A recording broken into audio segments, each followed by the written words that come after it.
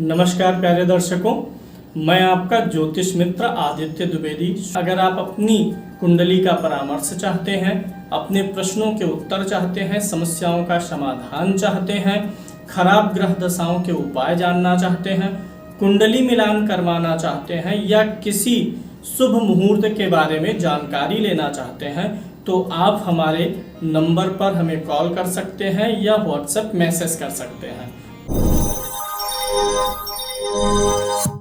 गोचर पे हम लोग चर्चा करेंगे और ये जो गोचर मैंने लिया है ये मई का गोचर है। मई 2025, 26 मई के आसपास का हमने लिया है, क्योंकि मार्च से मई के बीच में लगभग सारे प्लैनेट राशि बदल रहे हैं। तो उस समय का मैंने लिया है जब राहु भी राशि बदल लिया है, शनि भी बदल लिया है और गुरु भी राशि बदल लिया है। लगभग सारे ग्रह राशि बदल लिए हैं, दीर्घकालिक प्लैनेट उस समय का गोचर हमने लिया। शनि मार्च में ही बदल जाएंगे, इसलिए मई का लिया हूं। तो शनि 5 अंश चल चुके हैं। राहु मई में आसपास में ही गया है, 15 मई के आसपास, इसलिए एक अंश वह भी चला है। गुरु भी मई में ही चेंज हो रहा है। मंगल तब तक नीच के ही चलेंगे, बीच में वक्री होकर के मिथुन में आकर के फिर कर्क में जा रहे हैं। काफी दिनों तक मंगल नीच के हैं। तो गोचर का असर कैसे देखते हैं, यही हमें सीखना है। मेष लगन की कुंडली मैंने ले ली है। मेष लगन इसलिए क्योंकि मेष लगन क्या होता है, काल पुरुष होता है। गोचर जब भी आप अप्लाई करेंगे तो कैसे करेंगे, लग्न और राशि दोनों जगह से देखेंगे। सबसे ज्यादा गोचर का इस्तेमाल कहाँ से हो रहा है, लग्न से हो रहा है। लग्न से जब आप इस्तेमाल करते हैं ग्रहों का गोचर, तो आपके कुंडली का फलित निकल के आता है। और राशि से करंट में अगर कोई परेशानी या दिक्कत आने वाली है, शुभ अशुभ घटनाएं होने वाली हैं, तो सिर्फ वही पता चलती हैं। कुंडली का फल निकालने के लिए लगन से अप्लाई करना चाहिए। गोचर क्या होता है, सबसे पहले इसे मैं बता देता हूं। गोचर मतलब जो ग्रह चल रहे हैं आज की तारीख में जहां है वही गोचर है आज का। कल का गोचर देखना है तो कल के डेट की कुंडली बना लीजिए। 22 तारीख आज है, 23 तारीख की कुंडली बना लीजिए, कोई भी समय लेकर के। तो वो कल का गोचर हो जाएगा। 23 तारीख की कुंडली बना लीजिए, 23 तारीख का गोचर हो जाएगा। यानी जिस समय हम पैदा हुए थे और जो हमारी कुंडली बनी हुई है वह भी हमारे जन्म के दिन का, हमारा जन्म जिस तारीख को हुआ उस दिन का क्या है, गोचर ही है। जब हम पैदा हुए उस दिन का गोचर ही हमारी क्या बन जाती है, कुंडली। अब श्वेता जी, अगर कोई पैदा हुआ 1995 में 12 तारीख को मई में, तो ऐसा थोड़े कि वो पैदा हुआ तो अपनी कुंडली में सारे ग्रहों को लेके बैठ गया तो अब कोई ग्रह आगे नहीं बढ़ेगा। 12 मई 95 को अगर कोई ग्रह मेष में है तो थोड़े समय बाद वह वृषभ में जाएगा।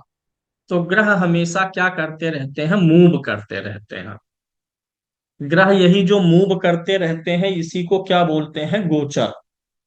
जिस समय हम पैदा हुए उस समय जो स्थिति थी वो कुंडली बन गई। अब जैसे ये लिया गया है 26 मई का गोचर 2025 का। 26 मई को जिनका जन्म होगा इस समय पे उनकी ये कुंडली बन जाएगी। लेकिन फिर 27, 28, 29 धीरे धीरे ग्रह अपने स्थानों को बदलेंगे। तो जब ग्रह बदलते हैं उसी बदले हुए ग्रहों को हम अपनी कुंडली के अनुसार अप्लाई करके फलादेश निकालते हैं।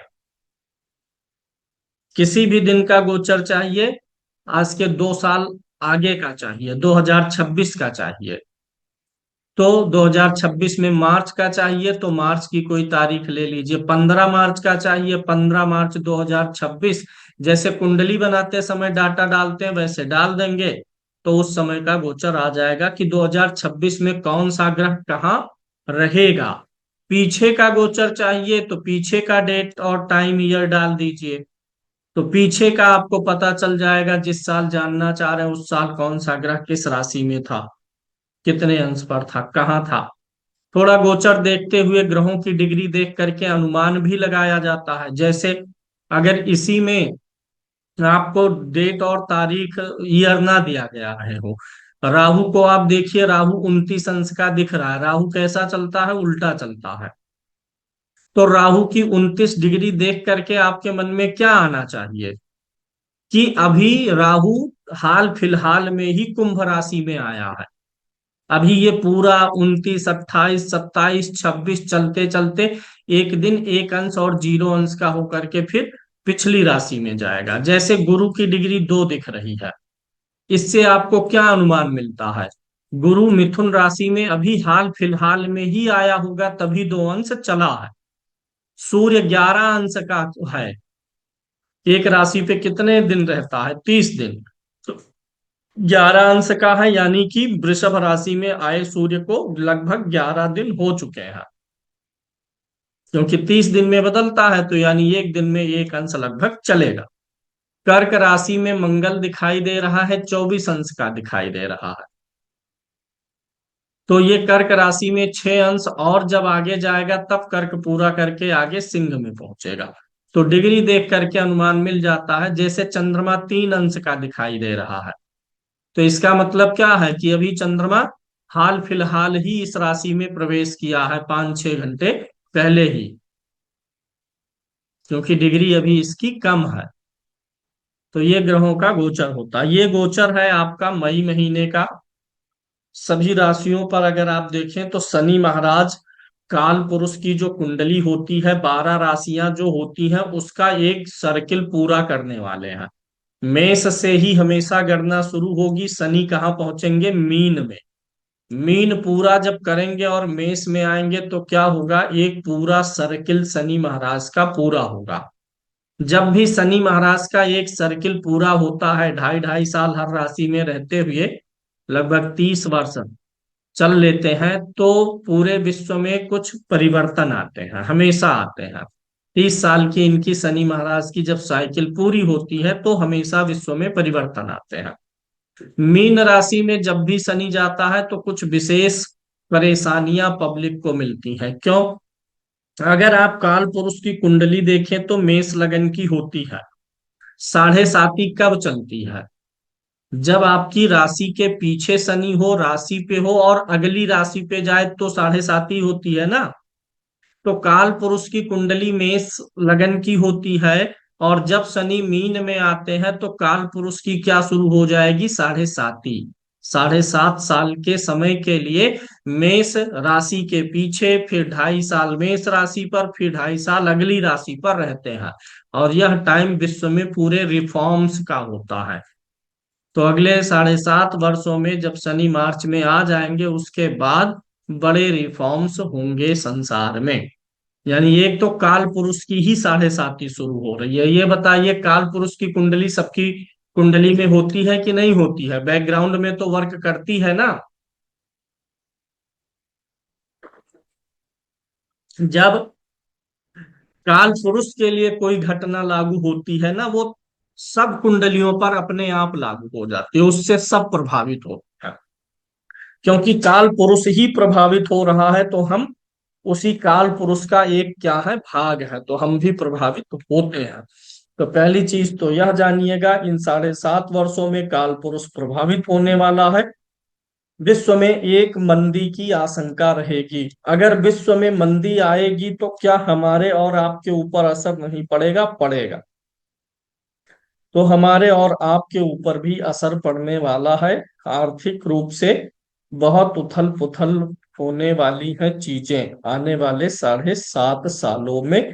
ये हमारे कुंडली में 7.5 हो या ना हो, उससे फर्क नहीं पड़ता है। काल पुरुष के ऊपर जो लागू, वो सबके ऊपर लागू, थोड़ा कम थोड़ा ज्यादा। अब अगर देखिए कुंडली में कौन कौन से भाव गड़बड़ माने जाते हैं: छठा, आठवां और 12वां। गोचर भी आप यही जानिए, जब कोई ग्रह गोचर में आपकी कुंडली में 6, 8, 12 में जाता है तो वो परेशानी पैदा करता है। आपकी कुंडली अगर मेष लगन की है तो शनि आपके लगन में कहा जाएंगे? 12 में जाएंगे। जब शनि का गोचर होगा तो मेष लगन हो चाहे राशि, दोनों से देख सकते हैं। अगर दोनों जगह से, अगर किसी का मेष लगन हो और उसी में चंद्रमा लिखा होगा तो लगन राशि दोनों क्या हो जाएगी? एक। लग्न मतलब तन और चंद्रमा मतलब मन। तन मन दोनों से शनि 12 में रहेगा, शरीर को भी परेशान करेगा, मन को भी परेशान करेगा। यानी ये जो गोचर है 6 8 12, ये आप लग्न और राशि दोनों से देखिए। अगर किसी ग्रह का गोचर लग्न और राशि दोनों से छठे 8वें 12 में पड़ता है तो वह गोचर ज्यादा कष्टकारी हो जाता है। जैसे अभी आगे जब हम बारी बारी एक एक कुंडली का लगन का लेंगे तो हमें दिखेगा। अभी हम मेष लगन को लेते हैं। ये बताइए, मार्च के बाद शनि जब मीन में जाएगा तो क्या मेष लगन के लिए शनि अच्छा फल कर रहा है? नहीं कर रहा है, क्योंकि कहाँ जा रहा है? 12वें भाव में जाएगा। यानी मार्च के बाद 2.5 साल के लिए मेष लगन वालों के लिए शनि का गोचर खराब रहेगा।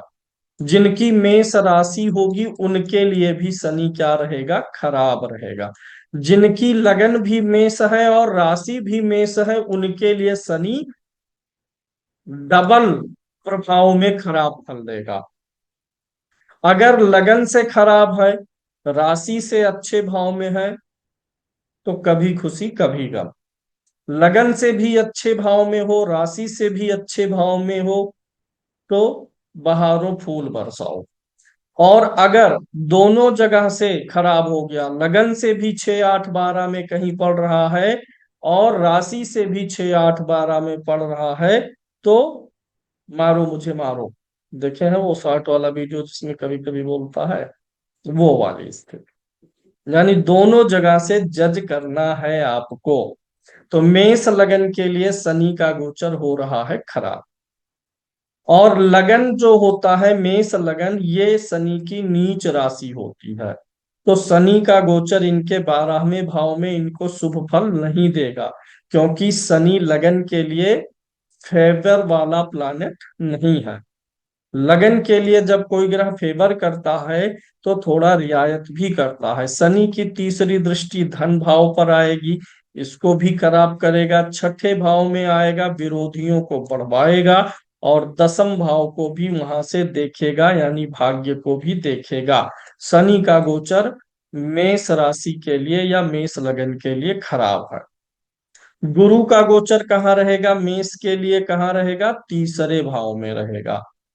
तीसरे भाव से गुरु इनके सातवें को देखेगा, यानी कुछ हद तक इनके बिजनेस को संभालने का प्रयास करेगा। शनि व्यय तो करवाएगा, व्यय भाव में रहेगा, चीजें खर्च होंगी, रुकेंगी नहीं, लेकिन बिजनेस गुरु चलाने का प्रयास करेगा। जब तक यहाँ पर रहेगा देखेगा तब तक, क्योंकि गुरु अब तो जल्दी जल्दी राशि बदलेगा ना, अतिचारी होगा। गुरु की दृष्टि भाग्य भाव पर रहेगी, ठीक है, और गुरु की दृष्टि लाभ भाव पर। यानी जो गोचर होने वाला है मार्च से मई के बीच में, उसमें शनि का गोचर मेष लगन राशि के लिए खराब है, गुरु का ठीक है, राहु केतु का भी ठीक रहेगा। क्योंकि मेष लगन से राहु कहाँ रहेगा? एकादश भाव में रहेगा। तो एकादश भाव में ग्रह का गोचर ठीक है। बेसिकली हमें लेना क्या होता है? 6 8 12। अब यहाँ पे हम मान लेते हैं शनि मीन में है और किसी की मेष लगन की कुंडली है, लेकिन उनकी जो राशि है वो तुला राशि है। चंद्रमा तुला राशि में बैठा है। अब शनि का गोचर जज करिए। लगन से कहा जाएगा? 12 में। और राशि से कहा जाएगा? छठे भाव में। अब लगन और राशि दोनों से खराब हो गया। या मेष लगन या मेष राशि ही होगी तो भी दोनों जगह से 12 में होगा। या मान लीजिए मेष लगन है और सिंह राशि है, चंद्रमा सिंह राशि में है। अब बताइए शनि दोहरी स्थिति में खराब हो रहा है कि एकल स्थिति में? दोहरी स्थिति में, लगन से 12 में और राशि से अष्टम में। तो गोचर में बेसिकली आपको यही ध्यान देना है हमेशा किसी की कुंडली देखते समय, कि क्या कहीं शनि राहु केतु और बृहस्पति में से कोई ग्रह लग्न और राशि दोनों के कॉम्बिनेशन से तो नहीं बिगड़ रहा है। कहीं किसी एक से 6 8 12 में, कहीं एक से 6 8 12 में तो नहीं जा रहा। दोनों से अगर गड़बड़ होगा तो उस ग्रह का गोचर आपको ज्यादा तकलीफ दे देगा। अगर वह ग्रह आपके लगन का मित्र नहीं हुआ है, तब विशेष मारक प्रभाव देगा, बहुत तकलीफ देगा। लगन का मित्र होगा तो तकलीफ देगा, लेकिन तब भी जीवन पे आफत नहीं आएगी, और तमाम प्रकार से परेशान कर देगा, सेहत वगैरह में थोड़ी रियायत दे देगा। तो मेष लगन और मेष राशि के लिए शनि का गोचर क्या हमें संकेत दे रहा है कि ठीक नहीं है। जिनकी मेष लगन या राशि होती है उनकी काल पुरुष वाली ही कुंडली बनती है, तो काल पुरुष की साढ़े साती का असर उनके ऊपर सबसे ज्यादा आने वाला है। अब मेष राशि या लगन के लिए गुरु का गोचर क्या है, हमें ठीक मिल रहा है, राहु ठीक मिल रहा है। अब हम क्या फलित करेंगे, क्योंकि हमें दो ग्रहों का गोचर ठीक मिल रहा है, एक का खराब मिल रहा है, तो यहाँ पे पूरा सब कुछ खराब होने वाला नहीं है। क्योंकि जब भी गोचर देखेंगे, अगर कोई ग्रह 6 8 12 में है, तो इन तीन ग्रहों का जजमेंट बनाएंगे कि तीन नहीं, इन चारों में से अगर सिर्फ एक ही खराब जा रहा है और तीन अच्छे जा रहे हैं, तो उतनी ज्यादा घबराने की बात नहीं है। अन्यथा लाइफ थ्रीटिंग हो जाती हैं चीजें। अगर गुरु और शनि, राहु केतु में से दो प्लानेट, तीन प्लानेट 6 8 12 में चले जाते हैं, तब बहुत ज्यादा डर वाली बात होती है। मार्च लास्ट में क्या होगा, मार्च लास्ट में इसी मीन राशि पर, मीन राशि पर जो है राहु गोचर नहीं किया रहेगा। राहु मई में गोचर करेगा, मार्च में तो राहु यहीं रहेगा। मार्च में इस मीन राशि में 6 ग्रह एक साथ आएंगे। कितने ग्रह एक साथ आएंगे, 6 ग्रह। गुरु और मंगल को छोड़ के 6 ग्रह आपको यहीं पर मिलने वाले हैं। एक तो केतु अपने आप अलग रहेगा, राहु जहां रहेगा केतु उसके सामने। तो गुरु मंगल और केतु को छोड़ के शेष 6 ग्रह मीन राशि में इकट्ठा हो रहे हैं, जो कि काल पुरुष के व्यय भाव की राशि होगी। ध्यान दीजिएगा, मार्च में, डेट एग्जैक्ट नहीं याद है, निकाल के रखा हूं। मार्च लास्ट में ही है, 20 तारीख के बाद का है। तो जब 6 ग्रह यहाँ इकट्ठा होंगे, उसी समय से कुछ ऐसी भूमिका बनना शुरू हो जाएगी जिससे पूरे संसार में महंगाई बढ़े और मंदी का दौर शुरू हो जाए। मंदी बहुत खराब चीज होती है। जब मंदी आता है तो हर चीजें, जैसे 2008 की मंदी में क्या हुआ कि 1 रुपए में 4 टॉफियां मिलती थी, वो सब जमाना चला गया। 1 रुपए में एक टॉफी वाला आ गया, माचिस महंगा हो गया, सब कुछ महंगा। तो मंदी आने के बाद जब उसकी रिकवरी होती है तो चीजें बहुत महंगी हो जाती हैं। वैसे जान रहे हैं कि हर सरकार सिर्फ चूसने पे टैक्स लगाने पे उतारू है। निर्मला सीतारमन जी कहती हैं जो लोग घर पे भुट्टा भूज के खाते हैं उनको टैक्स नहीं देना है, जो मार्केट से भूजा हुआ भुट्टा लेंगे, पॉपकॉर्न खरीदेंगे, 18% जीएसटी देंगे। समय बदल गया है ना अजीत मिश्रा जी। कार लेने पे कितना परसेंट टैक्स, कार कोई ले रहा है तो वो 28% 30% टैक्स देगा। समय के साथ चीजें और जरूरतें बदल जाती हैं। आज कार जो है एक बेसिक जरूरत है, सभी कारों पे नहीं, लेकिन इतना करना चाहिए कि 10 लाख 8 लाख 10 लाख की जो कार ले रहा है, प्राथमिक जरूरत मतलब स्टार्टिंग लेवल की कार ले रहा, तो उस पे 28 30% नहीं होना चाहिए। वो लग्जरी में नहीं आता, आज के समय में वो जरूरत है। कोई व्यक्ति एक फ्लैट ले रहा है तो वो लग्जरी में नहीं आता है। अगर उसके भाई बहुत पैसा होगा तो फ्लैट क्यों लेगा, जाके विला खरीदेगा, सीधे बंगला खरीदेगा। तो वहां जीएसटी, कुछ समय के साथ चीजें बदल चुकी हैं। पहले जो काम मोटरसाइकिल का था वो कार जगह ले रही है। तो जरूरत की चीजों पे कम टैक्स होना चाहिए, लेकिन सब पे वही। अल्टो लेंगे तो भी 28% 30% दीजिए, फॉर्चूनर लेंगे तो भी। फॉर्चूनर मान लीजिए लग्जीरियस में है, आदमी की औकात बड़ी है, लगाइए, लेकिन अल्टो तो कोई जरूरत से ही लेगा। खूब जीएसटी वगैरह तो हम लोग भी खूब भरते हैं, बहुत भरते हैं, बहुत। और हमेशा डर के भी रहना पड़ता है।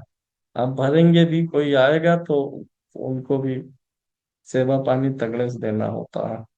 तो यहाँ पर मीन राशि में 6 ग्रह मार्च में आएंगे, तो आपको ये देखना है कि ये आपके लग्न और राशि से कहाँ पड़ रहा है। मीन राशि अगर आपकी लगन से, जैसे अगर मेष लगन है तो 12वें भाव में ये 6 ग्रह की युति होगी। अगर आपकी सिंह लगन है तो आपके लगन से 8वें भाव में यह होगा। और अगर आपकी तुला लगन है तो 6ठे भाव में होगा।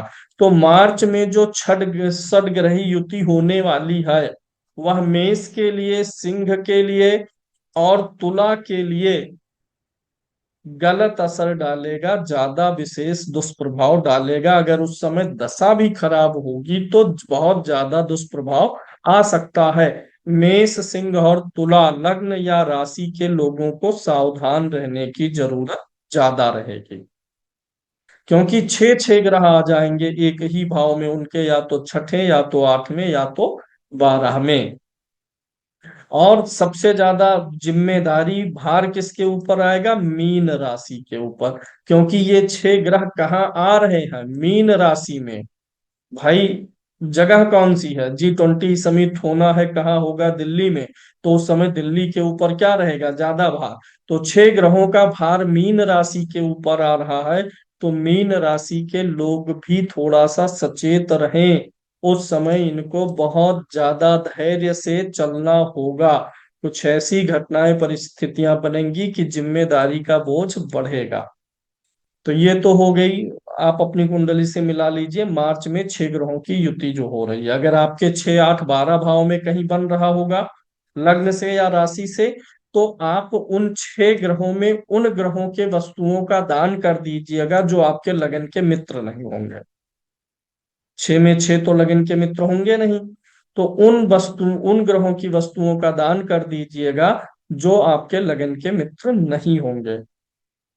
हो गोचर आने पे करिएगा, या अगर कभी कोई दिक्कत महसूस हो रही है उस गोचर के दौरान तब कर दीजिएगा। कर दीजिएगा अगर दिक्कत होती है तो। किसी को कंसल्ट करते हैं उसके 6 8 12 में 6 ग्रहों की युति बन रही है तो उसे सतर्क करिएगा कि भैया 20 मार्च से लेकर के 1 महीने तक ज्यादा सतेज रहने की आपको जरूरत रहेगी। 1 महीने तक विशेष असर रहता है इन चीजों का। अब आ जाते हैं मेष लगन के लिए हमने क्या निकाला कि 2025 में विशेष रूप से किस ग्रह का गोचर खराब है? शनि का। शेष अन्य गुरु, केतु, राहु ठीक स्थिति में है, इसलिए कोई बहुत भयानक परेशानी नहीं आएगी। जीवन मृत्यु का सवाल नहीं होगा। शनि 12 में है, परेशानियां रहेंगी, आर्थिक समस्याएं ज्यादा रहेंगी। वृषभ के लिए अगर देखें तो जिनकी वृषभ लगन या राशि है उनके लिए क्या होगा? शनि लाभ भाव में रहेगा। वृषभ लगन के लिए शनि ठीक रहेगा, या वृषभ राशि के लिए। और केतु, राहु कहाँ रहेगा? दशम में रहेगा, ये भी ठीक है। गुरु कहाँ रहेगा? द्वितीय भाव में, ये भी ठीक है। वृषभ लगन के लिए गोचर जो शनि राहु केतु का, बृहस्पति का होना है वो ठीक स्थिति में रहेगा। वृषभ लगन या राशि के चौथे भाव में केतु रहेगा, तो स्थान परिवर्तन या ट्रांसफर वगैरह होने की संभावना रहेगी। शेष इनके वृषभ लगन या राशि से छठे, 8वें, 12वें में इन 4 ग्रहों में से कोई नहीं पड़ रहा है। अरे भाई वृषभ लगन या राशि से देखिए तो छठा भाव ये हुआ, यहाँ शनि राहु केतु कोई नहीं रहेगा। अष्टम में भी कोई नहीं रहेगा, द्वादश में भी कोई नहीं रहेगा। तो वृषभ के लिए 2025 का गोचर परेशानी वाला नहीं रहने वाला है। मिथुन के लिए देखिएगा, मिथुन पे ही गुरु रहेगा। एक चीज गोचर में और देखिएगा, जब मान लीजिए कि किसी का गोचर खराब ही हो रहा है, जैसे मेष लगन ही है, मान लीजिए शनि 12 में जा रहा है, खराब हो रहा है। मेष लगन से शनि 12 में रहेगा, खराब है।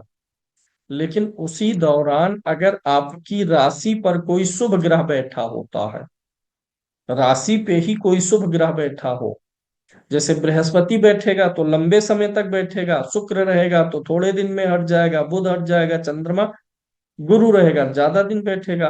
अगर आपकी लग्न और राशि से छठे, 8वें, 12वें में कोई खराब गोचर है, लेकिन राशि पे बृहस्पति का गोचर चलेगा तो वो बृहस्पति प्रोटेक्ट करेगा। उस खराब गोचर जो 12वें शनि है उससे भी गुरु प्रोटेक्ट करेगा अगर यहाँ पर होता। या फिर कहीं से मान लेते हैं कि गुरु चतुर्थ भाव में है, शनि 12वें गोचर कर रहा है, मेष मेष राशि या लगन के शनि 12वें में है, लेकिन गुरु चौथे में गोचर कर रहा है, तो यहां से गुरु की नौवीं दृष्टि शनि पे पड़ेगी।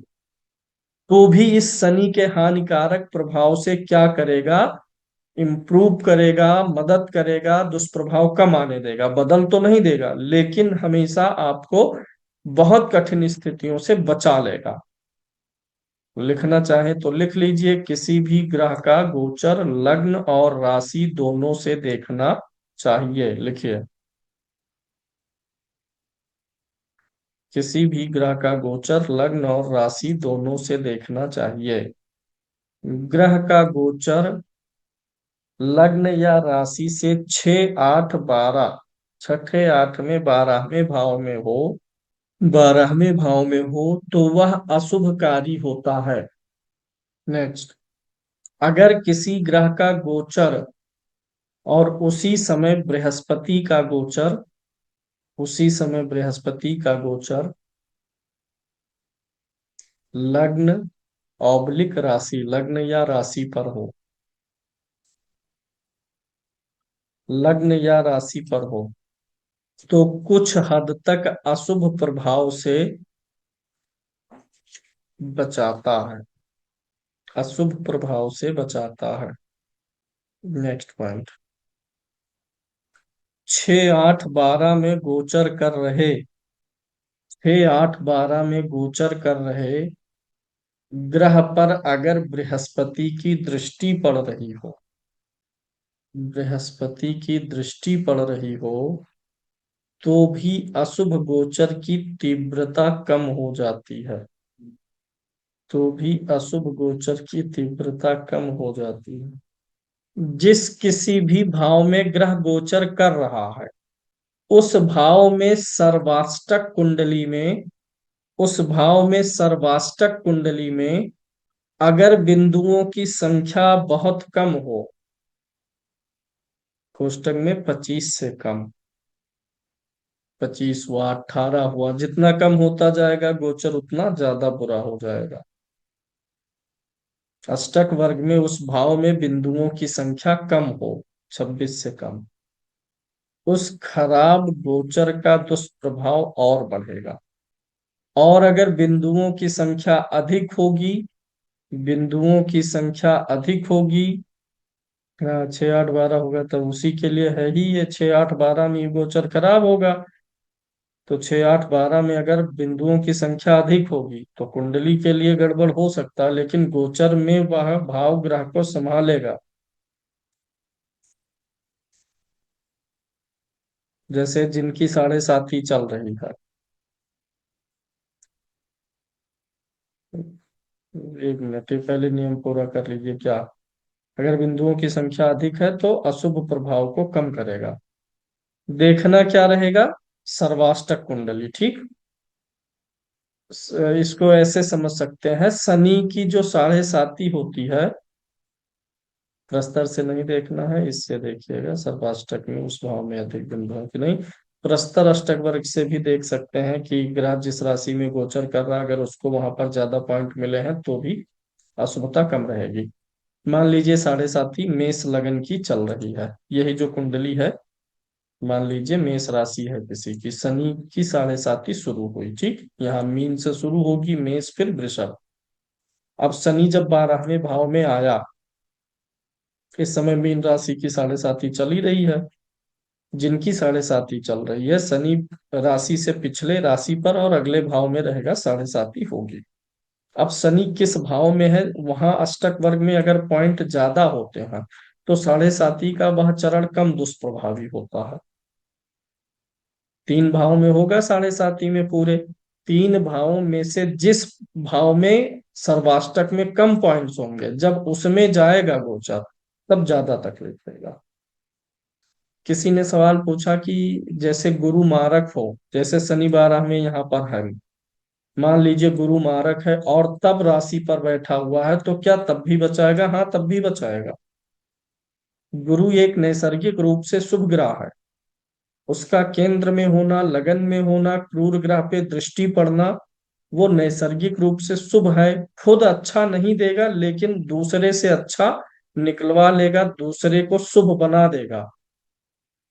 जैसे यहाँ पर जब गुरु आया, मान लीजिए गुरु यहाँ पर नीच का, खुद नीच का है, लेकिन यहाँ से गुरु शनि को देख लिया, गुरु तो नहीं अपना शुभ हुआ, लेकिन इस 12वें भाव में गोचर कर रहे शनि पर दृष्टि डाल करके इसमें शुभता की वृद्धि करेगा, इसकी क्रूरता को कंट्रोल करेगा। ऐसा नहीं है गुरु खुद अच्छा हो जाएगा, लेकिन दूसरे को अच्छा कर देता। दीपक खुद जल जाएगा, लेकिन दूसरे को प्रकाश दे जाएगा, वही वाली स्थिति होती है। भले ही मान लीजिए मिथुन लगन है, कन्या है, गुरु मारक है, लेकिन गुरु अगर बैठा है गोचर में आपके लगन में या राशि में आकर के, तो छठे 8वें भाव में जो ग्रह गोचर कर रहा होगा उसके दुष्प्रभाव को कम कर देगा। यहाँ पर ऐसा नहीं कहा जा रहा कि गुरु शुभ हो जाएगा, गुरु उसके अशुभता को कम करेगा। खुद मारक है, रहेगा, लेकिन वो नैसर्गिक रूप से परम शुभ ग्रह है, तो उसकी शुभता का लाभ मिलता है केंद्र में होने से। तो वृषभ राशि के लिए सब कुछ अच्छा ही अच्छा है। जिनकी वृषभ राशि या लगन है वो लोग मिठाई बांटना शुरू करें। मिथुन लगन के लिए देखें या राशि के लिए, तो इनके लगन पर ही गुरु का गोचर रहेगा, और केतु का गोचर तीसरे में अच्छा रहेगा, राहु का गोचर दसम में, नवम में, और शनि का गोचर दसम में। मिथुन राशि और वृषभ राशि के लिए ये गोचर अच्छा जाने वाला है। वृषभ लगन है या मिथुन लगन है या राशि है, या दोनों में से कोई एक लगन या कोई एक राशि है, तो आपके लिए साल 2025 मार्च के बाद अच्छा होने वाला है, ठीक रहेगा। कर्क लगन या राशि के लिए लीजिए। कर्क लगन के लिए क्या होगा? कर्क लगन के लिए बृहस्पति कहाँ रहेगा? 12वें में बृहस्पति गोचर में गड़बड़ रहेगा। केतु कहाँ रहेगा? दूसरे में रहेगा। राहु 8वें में रहेगा। शनि कहाँ रहेगा? नवम में रहेगा। क्या दो ग्रहों का गोचर गड़बड़ हो रहा है कि नहीं? कर्क लगन या जिनकी कर्क राशि है वो जरा देखें, 4 प्लानेट में 2 प्लानेट गलत भाव में 6, 8, 12 में गए कि नहीं गए? बृहस्पति कहाँ गया? 12 में। राहु कहाँ गया? 8 में। प्रोटेक्टर जो बृहस्पति है वो खुद भी 12 में है। कर्क राशि या लगन से केंद्र में होता तो थोड़ा सा अच्छा रहता। तो जिनकी कर्क लगन है उनके लिए पहले गड़बड़ कौन होगा? बृहस्पति, फिर राहु, दोनों गड़बड़ होने वाले हैं। एक 12 में जा रहा है, एक अष्टम में जा रहा है, हमारा भी कर्क लगन है। हम्म क्या होने वाला है? कहीं बैंक ढेर सारा लोन वोन ना दे दे, कह दे जाओ लगा दो 150 करोड़। मिल जाएगा 150 करोड़ तो हम विजय माल्या हो जाएंगे। हम्म, आप लोग जून पे इंतजार करिएगा, वहीं से मिलेंगे। तो कर्क लगन या राशि है उनका, राहु बृहस्पति दो गड़बड़ हो रहा है। एक 8वें, राहु 8वें, वैसे भी हमको देख के डर लगता है, कुंडली में हमारे है। हमको 8वें ग्रह, जब हमारा राहु का प्रत्यंतर चल रहा है, अभी 1 तारीख से शुरू हुआ है और 13 फरवरी तक है। जब से इसका प्रत्यंतर आया है ना, शरीर में ऊर्जा ही नहीं आ पा रही है। आजकल देखिए वीडियोज वीडियोज नहीं डाल पा रहे हैं, जब से आया है ना, ऐसे पूरा दिन सुस्त रहते हैं। लगता है कितना सो लें, रात को नींद नहीं आती, दिन में सोने का मन करता है। तो कर्क लगन वाले भैया सावधान हो जाइए। शुभांग जी, साल 2025 में कर्क लगन की जो कुंडलियां आएंगी उनके लिए बृहस्पति और राहु खराब होने वाले हैं। केतु भी ठीक नहीं है, द्वितीय भाव में केतु कौन सा अच्छा हो जाता है। अब एक चीज और है। अब कर्क लगन है जिनकी या राशि है, साथ में मीन अगर होगा, हमारी तो मीन राशि भी है, कर्क लगन मीन राशि, तो हमारा राहु राशि से भी 12 में जाएगा, राशि से 12 में रहेगा, लगन से अष्टम रहेगा। तो ये ऐसे कॉम्बिनेशन आपको भी बनाना है। यानी इस गोचर के दौरान जिनकी कर्क लगन या मीन राशि है, या मीन लगन या कर्क राशि है, दोनों में से कोई एक लग्न राशि है, उनके लिए राहु बहुत ज्यादा खराब होने वाला है। अब आपके लिए सवाल है, मान लीजिए कर्क लगन किसी की है, राहु कहाँ जा रहा है, 8 में। मीन वाला मैंने बता दिया, कोई एक और बताइए। अगर कर्क लगन है तो एक राशि और बताइए, कौन सी होगी जहां से राहु खराब होगा। कन्या से छठे में रहेगा। कुंडली का छठे का राहु अच्छा है, गोचर में यह बुरा प्रभाव डालता है, रोग देता है विशेष रूप से। छठे में कोई बहुत वैसी दिक्कत नहीं, 8वें का ज्यादा दिक्कत देता है। तो दुर्घटना उर्घटना हो सकती है, 8वें का राहु दुर्घटना देता है। तो कर्क के लिए क्या हो गया, खराब है, कर्क के लिए नहीं ठीक है।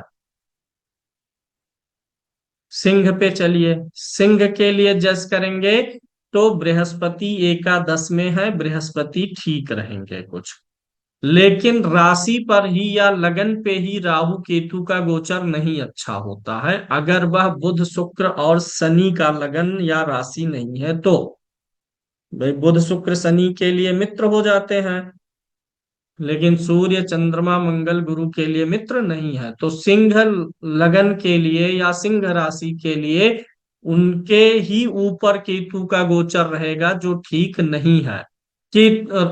राहु का ठीक रहेगा, राहु कुंभ में रहेगा, मित्र की राशि में 7वें में, तो व्यापार के लिए ठीक रहेगा, क्योंकि कुंभ राशि में है, इसकी फेवरेट राशि है। लेकिन केतु गड़बड़ रहेगा। शनि का गोचर सिंह लगन या राशि के लिए कहाँ रहेगा, अष्टम में। शनि गड़बड़ रहेगा। दो जो मेजर प्लैनेट आपके हैं, गुरु और राहु, ये ठीक आ रहे हैं, तो सिंह के लिए उतनी तकलीफ नहीं है, अकेला शनि बिगड़ने वाला है। तो शनि के कारण से कुछ समस्याएं आएंगी। कन्या के लिए देखेंगे तो कन्या से राहु छठे में रहेगा, छठे में कोई बहुत विशेष समस्याएं नहीं देगा, कुछ प्रॉब्लम्स देगा, रोग भाव में रहेगा, रोग ऋण एक्टिवेट करेगा, बहुत उथल पुथल नहीं मचाएगा। लेकिन 7वें में शनि रहेगा, ये भी कोई बहुत गड़बड़ नहीं है। 8वां खाली जाएगा, 8वें में कोई ग्रह नहीं रहेगा, 12वें में केतु रहेगा।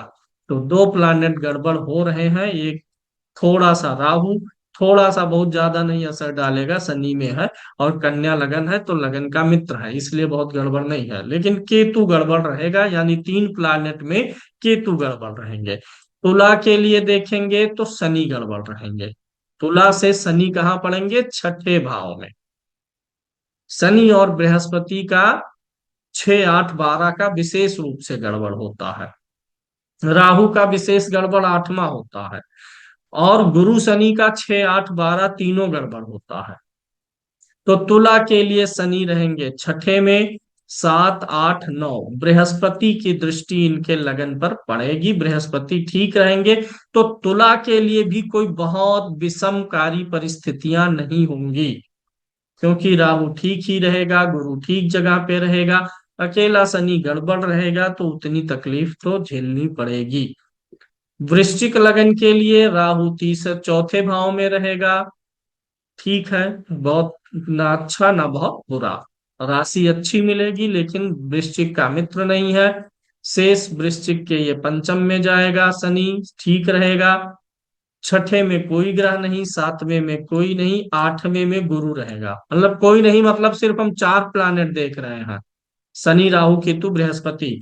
तुला के लिए बृहस्पति खराब होने वाले हैं, लगन के मित्र भी नहीं रहते हैं, और अष्टम में रहेंगे, लगन के शत्रु हैं।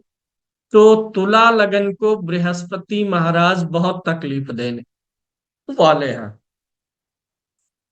कहीं राहु शनि केतु भी गड़बड़ होता तब पूछना ही क्या था। बृहस्पति तुला लगन के लिए गड़बड़ होने वाले हैं। सॉरी, 7 8 9, वृश्चिक की बात कर रहे हैं, तुला के लिए नहीं। वृश्चिक की, वृश्चिक के अष्टम में पढ़ेंगे। वृश्चिक, तुला के लिए तो ठीक है, तुला के लिए तो सिर्फ हमारा शनि गड़बड़ा रहा है। वृश्चिक के लिए हम बात कर रहे हैं चौथे में राहु, पांचवें में शनि, छठे में कोई नहीं, सातवें में कोई नहीं, आठवें में गुरु। लेकिन वृश्चिक के लिए बृहस्पति आठवें में जाएगा, लगन का मित्र है, कोई बहुत ज्यादा हर्डल नहीं देगा लेकिन परेशानी देने वाला है। आठवें में सिर्फ मतलब बृहस्पति का उपाय करना रहेगा वृश्चिक के लोगों के लिए। धनु के लिए राहु तीसरे में अच्छा है, शनि चौथे में कोई बहुत बुरा नहीं है, छठा खाली रहेगा, सातवें में बृहस्पति ठीक है, और आठवें में इनका नीच का मंगल, यानी ये धनु लगन के लिए तो अभी भी मंगल गड़बड़ चल रहा है, क्योंकि मंगल इनके आठवें में है। सेहत वगैरह की जो समस्याएं आ रही होंगी इस समय धनु लगन के लिए, वो मंगल के कारण से, गुस्सा, एग्रेशन, सेहत की दिक्कत, तो ये धनु लगन के लिए मंगल अभी भी प्रॉब्लम पैदा कर रहे हैं।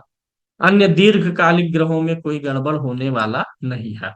मकर के लिए देखेंगे, मकर के लिए राहु द्वितीय में, तो राहु ठीक है लेकिन केतु आठवें पड़ेगा। राहु सही रहेगा तो केतु गड़बड़ रहेगा, केतु सही रहेगा, मतलब दो में से एक खराब जगह पड़ ही जाते हैं। तो मकर के लिए केतु आठवें पड़ेगा, पेट, डाइजेशन, पाचन गड़बड़ करेगा, हल्की फुल्की कभी कुछ चोट खरोच आ सकती है। शनि तीसरे में अच्छा फल देता ही है। बृहस्पति कहाँ रहेगा? छठे में। बृहस्पति और केतु खराब हो रहे हैं मकर के लिए। बृहस्पति तो ज्यादा खराब फल देंगे, क्योंकि मकर लगन के लिए या मकर राशि के लिए बृहस्पति छठे में रहेंगे तो रहेंगे, साथ ही मकर तो उनकी नीच की भी तो राशि है, लगन में या राशि में वो नीच के पड़ रहे हैं, तो ये ज्यादा परेशानी देंगे। कुंभ के लिए अगर देखें, मतलब मकर के लिए आपको दो प्लैनेट गड़बड़ मिल रहे हैं। कुंभ के ऐसे धीरे धीरे देख, 6 8 12 का कॉन्सेप्ट समझ जाइए। फिर जब आप कुंडली देखना शुरू करेंगे, धीरे धीरे अनुभव आएगा तो सब आपको खुद ही खुद पता चलेगा कि कब कौन सा ग्रह किस राशि में कितना असर डाल रहा है, नहीं डाल रहा। अपनी कुंडली से देखेंगे, धीरे धीरे सीख जाएंगे।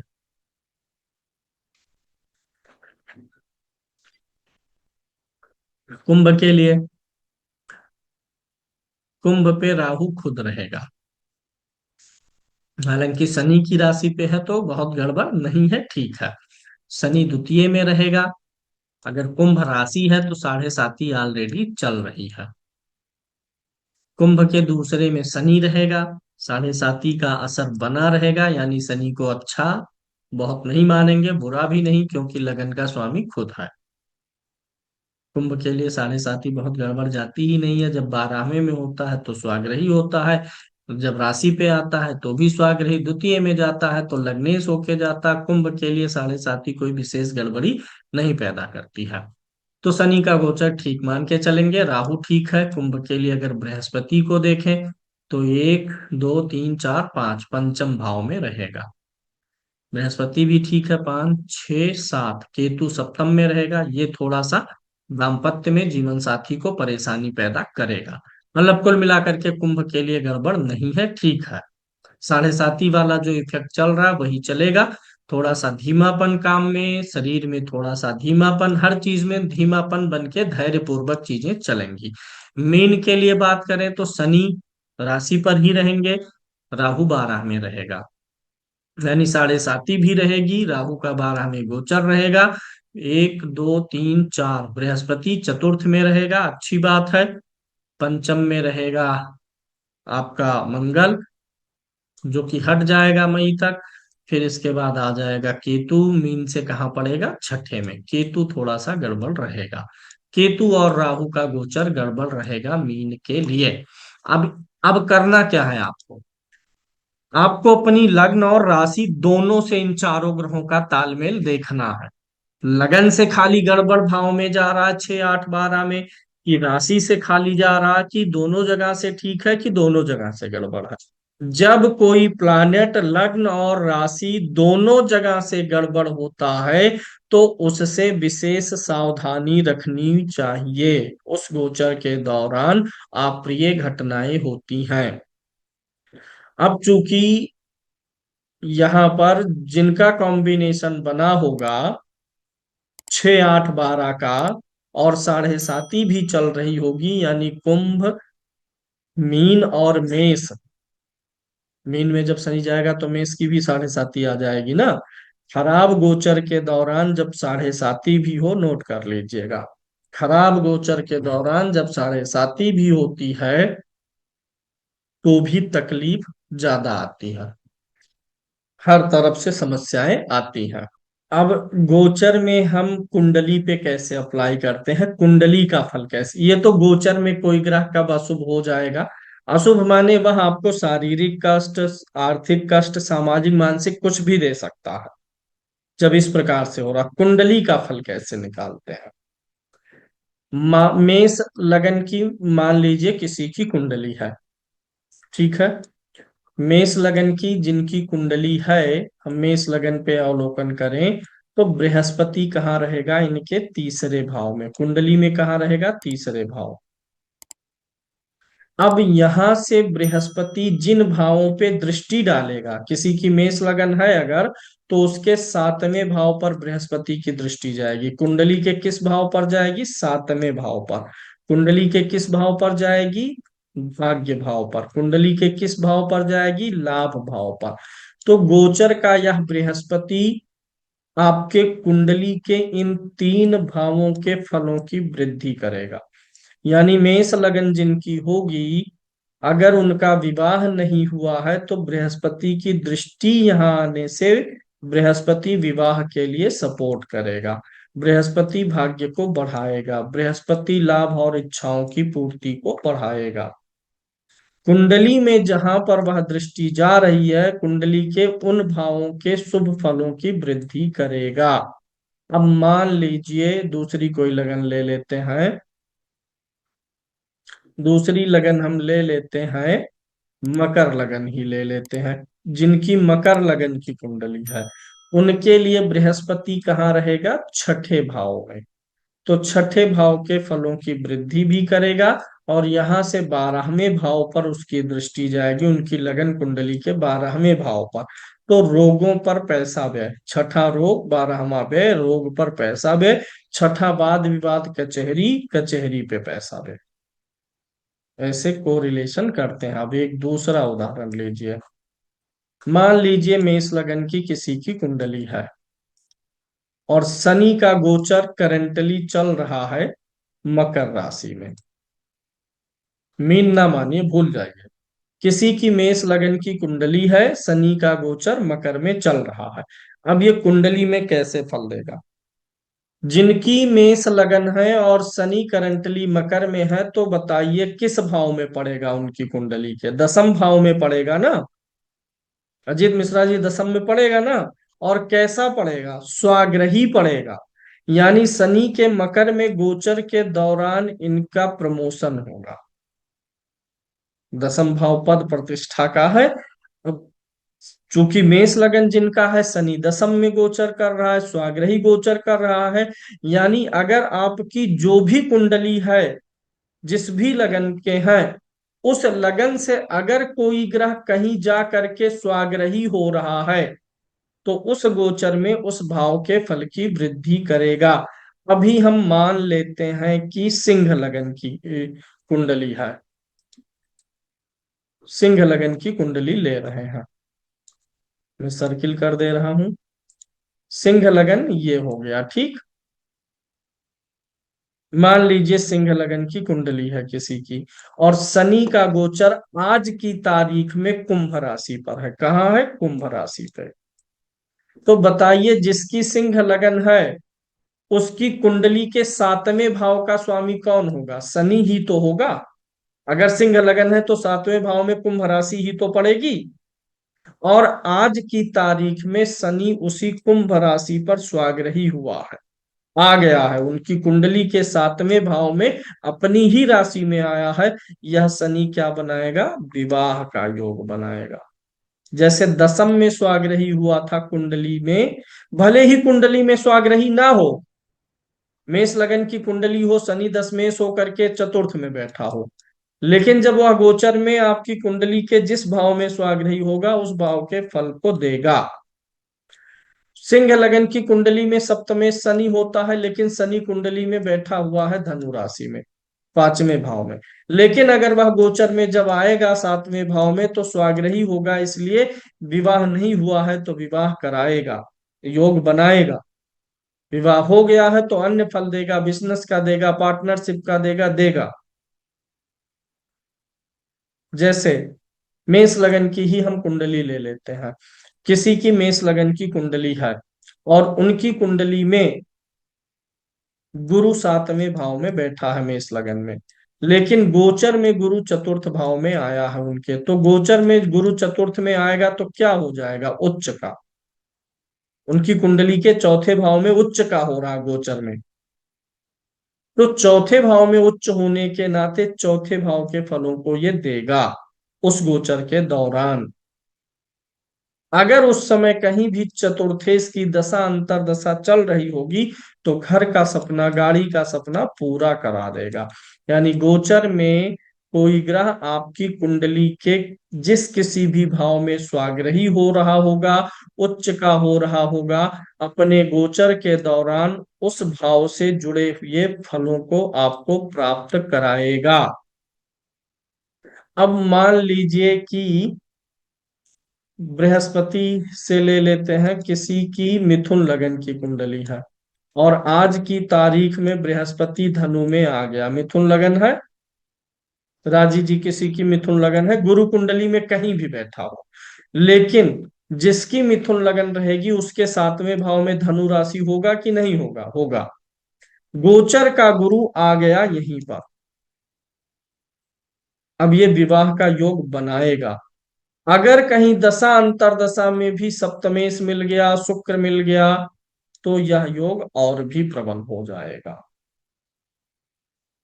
मान लीजिए कुंडली है सिंह लगन की, सिंह लगन की कुंडली में पांचवें भाव का स्वामी कौन सा ग्रह होगा, सिंह लगन की कुंडली हो तो पंचमेश कौन होता है, बृहस्पति होता है।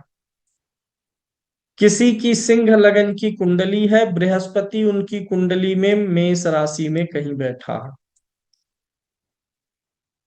लेकिन गोचर में सिंह लगन के पंचम भाव में गुरु आएगा तो क्या हो जाएगा, स्वाग्रही हो जाएगा, कुंडली में कहीं भी बैठा हो। लेकिन उनकी सिंह लगन से जब देखेंगे पांचवें भाव में गुरु स्वाग्रही होता है, और जब गुरु धनु राशि में आया स्वाग्रही अपने आप पड़ेगा, उस समय संतान का योग बन जाएगा। अगर विवाह हुआ है, संतान की एज है, उम्र है, चार है, तो संतान का योग बन जाएगा। अब हमें दशा मिला लेनी है, दशा भी अनुकूल मिल जाएगी तो फल की पुष्टि हो जाएगी। जैसे सिंह लगन है और गुरु गोचर कर रहा है मान लीजिए मकर राशि में, तो इनकी कुंडली के छठे भाव में गोचर करेगा, वो भी नीच का। तो जैसे स्वाग्रही गोचर करने पर, उच्च का गोचर करने पर भाव के शुभ फल को देता है, वैसे जब वह नीच का गोचर करेगा जिस भाव में, तो कुंडली के उस भाव से जुड़ी हुई तकलीफें भी, बाधाएं भी उत्पन्न करेगा। इसमें कारक मारक का प्रयोग नहीं करना है गोचर में, बस इतना, अगर कोई गोचर बहुत खराब हो रहा है, उसमें जिस ग्रह का गोचर खराब हो रहा है वो कारक है तो थोड़ा रियायत दे देगा, कारक नहीं है तो रियायत की उम्मीद ना करिए। जैसे आप ऐसे ही समझ लीजिए, कर्क राशि के आठवें में शनि गोचर कर रहा है, दूसरा मिथुन राशि के आठवें में गोचर कर रहा है, या लगन, कर्क लगन के आठवें में राहु का गोचर और मिथुन लगन के आठवें में राहु के गोचर में थोड़ा अंतर रहेगा, क्योंकि मिथुन लगन जब है तो राहु लगन को पसंद कर रहा है, लेकिन जब कर्क लगन है और आठवें है तो कर्क को राहु पसंद नहीं कर रहा, उसका मित्र नहीं है। तो इस आधार पर भी तीव्रता घट और बढ़ जाती है। बृहस्पति का गोचर कर्क लगन के लिए 12वें में है, कर्क लगन के लिए 12वें में है, तो लगन के में उसकी उच्च की राशि है, तो 12वें में भी जाएगा तो चने की तरह भूज नहीं देगा, रियायत रखेगा कुछ, क्योंकि लगन का फेवरिट है। 12 में है, खर्चा करवाएगा, हो सकता है वो शुभ काम में खर्चा करवा दे। वहीं जब लगन का मित्र नहीं है और बृहस्पति 12 में है, हॉस्पिटल में खर्चा करवा दिया, वो तो पैसा बेकार है दवा पे जाना। लेकिन लगन के लिए ठीक है, तो पता चला कथा सुनवा दिया, भागवत करा दिया, आप गाड़ी ले लिए, जमीन ले ली, खर्चा तब भी करवाया, लेकिन वो किसी अर्थ का है, मन में संतोष रहेगा हेमंत जी। जब लगन का मित्र नहीं है, दवा पे खर्चा करवा दिया, कोई लेके चला गया, ठग लिया, बेईमानी कर लिया, खर्चा तो करवाया। लगन के लिए फेवरेट है तो खर्चा कहीं संतोषजनक जगह पर हो जाएगी। हो सकता है 10 की जमीन आपको 12 में मिल गई हो, महंगी मिल गई हो, लेकिन तब भी संतोष है कि हाँ, कुछ मिलने के बदले में गया, महंगा भले पड़ा, 4 साल में नहीं 5 साल बाद कवर होगा वैल्यू, लेकिन दवा पे हॉस्पिटल पे चला गया तो वो व्यर्थ है। तो ऐसे ही ग्रह 6 8 12 में जाए तो तालमेल देख लेना है लगन के साथ उसकी। अब खत्म करेंगे। थैंक यू सर अनम्यूट करने के लिए। Thank you sir. सर मैं बोल रही थी, जैसे अगर किसी की लगन है कुंडली, उसमें 12वें में से जा रहा है ग्रह में, गुरु जा रहा है या शनि जा रहा है, और उसकी खुद की दृष्टि कुंडली से उसकी दृष्टि, शनि की दृष्टि शनि पे ही पड़ रही है, तो सर उसका क्या प्रभाव रहेगा? सर 12वें में या फिर 8वें में, छठे में जैसे जा रहा है कोई ग्रह, शनि जा रहा है और शनि की खुद की दृष्टि है, कुंडली के शनि की दृष्टि है सर। चलिए समझता हूँ। इस पे मैंने पहले चर्चा की है, आज छूट गया, फिर से बता दे रहा हूँ। जैसे गोचर का जो ग्रह चल रहा है वह आपके कुंडली के सिर्फ भावों पर ही नहीं, ग्रहों पर भी असर डालेगा। अब जैसे शनि यहाँ 12वें भाव में गया है गोचर में, ठीक। अब मेष लगन की ही हम कुंडली भी मान लेते हैं, और उनकी कुंडली में सूर्य यहाँ पर है, द्वितीय भाव में है, ध्यान से समझिएगा। कुंडली में सूर्य द्वितीय भाव में है किसी के, और शनि गोचर में 12 में आया, तो गोचर का शनि कुंडली के सूर्य के ऊपर तीसरी दृष्टि डालेगा, ठीक है। तो अब वही नियम लगेगा कुंडली वाला। क्या सूर्य के ऊपर शनि की दृष्टि अच्छी मानी जाती है? नहीं। तो कुंडली के नहीं सर। सूर्य के ऊपर शनि की, मैं सब बता रहा हूँ राजीव जी, इंतजार करिए। पहले दृष्टि लूंगा, फिर ऊपर से गोचर लूंगा, फिर अपने ही राशि भाव को देखे वो भी लूंगा। तो यहाँ पर शनि की दृष्टि सूर्य पे गई, हालांकि यह डायरेक्ट संबंध नहीं है, कुंडली में ऐसा योग नहीं है। आपकी कुंडली में सूर्य द्वितीय भाव में था, गोचर का शनि उसे तीसरी दृष्टि से, 7वीं दृष्टि से या 10वीं से देखेगा, तो उस समय में थोड़ा सूर्य से जुड़े हुए कारकत्व आपके पीड़ित होंगे। मन दुखी होगा, आत्मा दुखी होगी, कॉन्फिडेंस डाउन होगा, पिता से तर्क वितर्क होगा, आंखों में समस्याएं कुछ आएंगी। लेकिन कुंडली में नहीं है तो ऐसा कोई परमानेंट वाली समस्याएं नहीं आएंगी, त्वरित आएंगी। डेली रूटीन में हमारा लड़ाई झगड़ा कहा सुनी होता रहता है जो सब, ये इसीलिए होता है। दूसरा इन्होंने कहा कि गोचर का शनि मान लीजिए 12वें में आ गया है, और वह शनि कुंडली में द्वितीय भाव में है, तो अब कुंडली में शनि अपने आप को ही देख, गोचर का शनि कुंडली के शनि को देख रहा है, तो वहां पर शनि कुंडली में जो भी अच्छा बुरा होगा वही फल बढ़ जाएगा। शनि स्वाग्रही होगा, लगन का मित्र होगा, अच्छा फल देने वाला होगा, तो अच्छा फल और बढ़ जाएगा। शनि बुरा होगा, पीड़ित होगा, तो गोचर का शनि देख करके खुद को ही कुंडली में जैसा रहेगा वैसा फल बढ़ेगा, ठीक है। कुंडली में जैसा रहेगा वैसा ही फल बढ़ेगा। दूसरी चीज, अपनी ही राशि को देखे। गोचर का शनि मान लीजिए मेष राशि में आज के समय में शनि चल रहा है, मेष पे शनि आया, किसी की मेष लगन है और शनि यही मेष में आ गया, तो शनि की 10वीं दृष्टि अपनी राशि पर जाएगी गोचर में। गोचर से आपकी कुंडली में अगर शनि कहीं अपने ही घर को देखेगा, उच्च के घर को देखेगा, मित्र के घर को देखेगा, तो उस भाव के पराक्रम की वृद्धि करेगा, भाव से मिलने वाले निर्जीव फलों की वृद्धि करेगा। जैसे शनि की, मान लीजिए मकर राशि चौथे भाव में है, गोचर का शनि तीसरे भाव में आके देखा तो चौथे भाव की वृद्धि ही करेगा, भूमि भवन वाहन की योजनाओं को सफल बनाने का प्रयास करेगा। है क्रूर ग्रह, इसलिए हो सकता है थोड़ा सा माता को तकलीफ भी दे दे, सजीव पक्ष के लिए थोड़ा सा संताप उत्पन्न करेगा, लेकिन निर्जीव फलों की वृद्धि ही करेगा। अब एक दूसरा चीज इसमें यह कि अगर आपकी कुंडली में कहीं कोई क्रूर ग्रह बैठा है,